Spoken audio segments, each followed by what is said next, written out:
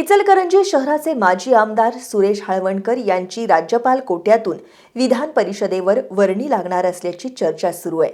या पार्श्वभूमीवर त्यांच्याशी आमच्या प्रतिनिधींनी संपर्क साधला असता पक्ष माझ्यावर जी जबाबदारी देईल ती मी प्रामाणिकपणे पार पाडेन असं त्यांनी सांगितलं।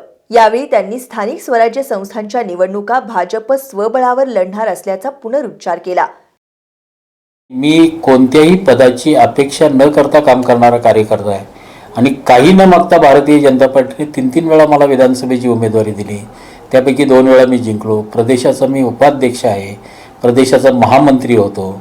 आत्ता मी प्रदेश उपाध्यक्ष म्हणून या पश्चिम महाराष्ट्रात काम करतो।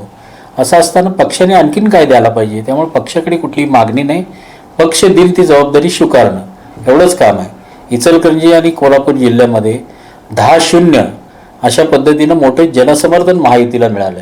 तर येणाऱ्या महापालिका आणि नगरपालिकेच्या निवडणुकीमध्ये जर मला पक्षाने संधी दिली तर अधिक ताकद कार्यकर्त्यांना देता येईल, एवढाच त्याचा भाग आहे। येणाऱ्या महापालिका जिल्हा परिषदेमध्ये भाजप स्वबळावर लढल का? ही निवडणूक कार्यकर्त्यांना संधी देण्याची निवडणूक असते। आमदार आणि खासदारांच्या मर्यादित जागा असतात आणि या स्थानिक स्वराज्य संस्थांच्या मध्ये अनेक कार्यकर्त्यांना लोकप्रतिनिधी घडवण्याची संधी यावेळेला असते आणि इथूनच लीडरशिप तयार होत असते।